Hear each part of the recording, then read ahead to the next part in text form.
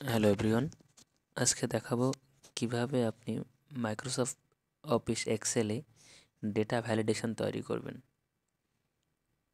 প্রথমে যা করবেন, যে রগুলোতে ডেটা ভ্যালিডেশন তৈরি করবেন সেগুলো আগে প্রথমে সিলেক্ট করবেন, তারপরে ডেটা ভ্যালিডেশন।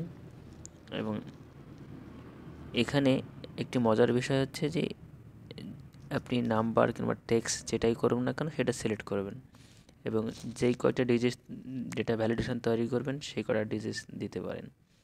এবং নেক্সট টাইমে আপনি এখানে একটা এরার বা ইরর অ্যালার্ট মেসেজ দিতে পারেন, যেহেতু আমি এটা দিয়ে দিচ্ছি যে 2টা থেকে 2 ডিজিট থেকে 10 ডিজিটের ভিতরে যদি আপনার কোনো ওয়ার্ড লিখেন সেটার ইরর মেসেজ আসবে না।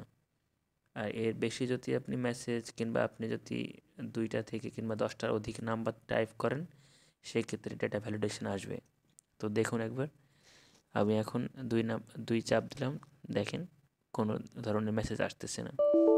কিন্তু আমি যেহেতু 11, মানে আমি তো লিখছিলাম হচ্ছে 2 থেকে 10 পর্যন্ত, সেইখানে 11 মানে 10-এর অধিক, সেই জন্য ডেটা ভ্যালিডেশন আসতেছে।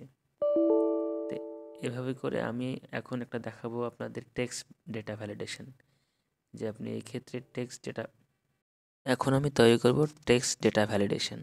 তো আগের মতোই রগুলো সিলেক্ট করে নিন এবং ডাটা ভ্যালিডেশন এখানে টাইপ করুন। যেহেতু আমি টেক্সট সে ভ্যালিডেশন তৈরি করব তাই আমি এখন টেক্সটে ক্লিক করলাম এবং 2 থেকে 6 ডিজিটের ভিতরে যদি আপনি কোনো টেক্সট লিখেন সেই ক্ষেত্রে কোনো এরর মেসেজ আসবে না। এবং 2 থেকে 6-এর অধিক যদি কোনো আপনি বক্সে ওয়ার্ড লিখেন সেই ক্ষেত্রে মেসেজ আসবে, এরর মেসেজ আসবে। সো দেখুন, ট্রাই করি একবার, লিখে দিলাম আমি।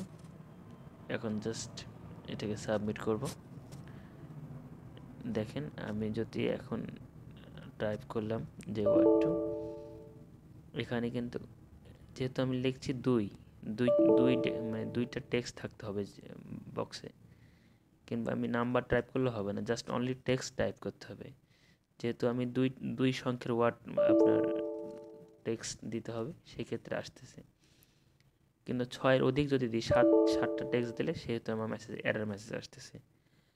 তো এইভাবেই করে আপনার সবগুলোই আপনি টেক্সট বক্স কিংবা আপনার নাম্বার বলেন কিংবা আপনার ডেট বলেন সবগুলোকে আপনি ভ্যালিডেশন তৈরি করতে পারেন।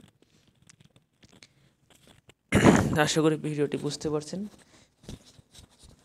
যদি ভিডিওটি ভালো লাগে তো অবশ্যই লাইক কমেন্ট শেয়ার দিয়ে সাবস্ক্রাইব করে রাখুন, যেন নেক্সট ভিডিওতে আপনার আমি নতুন কোনো ভিডিও আপলোড করলে যেন আপনি পেয়ে যান। ভালো থাকবেন সবাই। আসসালামু আলাইকুম।